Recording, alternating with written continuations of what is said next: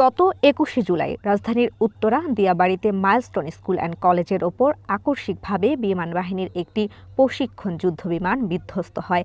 এই মর্মান্তিক দুর্ঘটনায় ২৮ জন শিক্ষার্থী, ৩ জন শিক্ষক, ১ জন আয়া ও ৩ জন অভিভাবক সহ মোট ৩৫ জন প্রাণ হারান। এছাড়া হাসপাতালে চিকিৎসা নেন আহত অন্তত ১৭২ জন।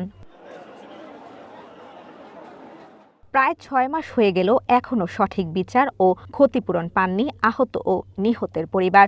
সরকারের পক্ষ থেকে নিহতের পরিবারকে ১ কোটি ও আহত পরিবারকে ৬০ লাখ টাকার ক্ষতিপূরণ দেওয়ার কথা থাকলেও এ নিয়ে টালবাহানার অভিযোগ উঠেছে। দুপুরে ক্রাইম রিপোর্টার্স ইউনিটি ভবনে সংবাদ সম্মেলনে আহত ও নিহতের স্বজনরা বলেন, যাদের সুরক্ষা দেওয়ার কথা ছিল তারাই জনগণকে হত্যা করেছে। আজকে ৬ মাস হয়ে যাচ্ছে, তো আমরা এটার কোনো সুবিচার পাইনি এবং এইটার যে একটা কম্পেনসেশন আছে বা ক্ষতিপূরণ আছে এগুলোর ব্যাপারে আমরা ক্লিয়ার কোনো সিদ্ধান্ত সরকারের কাছ থেকে পাইনি। আমার সরকারের কাছে একটা দাবি রইল যে এদেরকে বিচারের আওতায় আনা হোক এবং যারা দায়িত্বে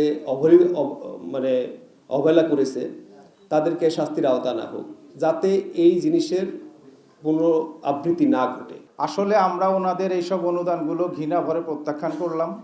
আমরা আমাদের ন্যায় বিচার চাই।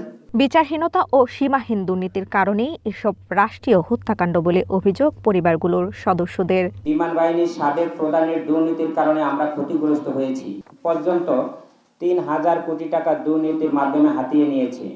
বিমান বাহিনীর বাজেটে এই বিপুল পরিমাণ অর্থ দুর্নীতি না হলে বিমান বাহিনী তাদের প্রশিক্ষণের জন্য বিমানের সর্বোচ্চ রক্ষণাবেক্ষণ এবং আধুনিক প্রশিক্ষণ বিমান ক্রয় করতে পারতেন। বিমান বাহিনী থেকে এখন অলরেডি আমাদের ওষুধ পর্যন্ত বন্ধ করে দিয়েছে। একটা আপনার মলম যে আমার বাচ্চাকে যে ক্রিমটা দিতে হয় সেটার দাম হচ্ছে ৩,৫০০ টাকা। ৪ দিন পর পর তার একটা করে লাগে। এর মধ্যে আরও ওষুধ আছে, সিলিকন জেল শিট আছে, এগুলো পরাইতে হয়। এ সময় শহীদ ওসমান হাদি সহ সকল হত্যাকাণ্ডের বিচার না হলে রাজপথে নামার হুঁশিয়ারি দেন শহীদ পরিবারের সদস্যরা।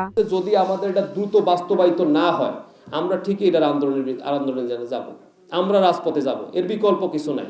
এবং আমরাও ওই যে বললাম যে এই ইনকিলাব মঞ্চের সাথে আমরা একত্রতা স্বীকার করব। সানজিদা প্রিয়, one news, Dhaka. English version.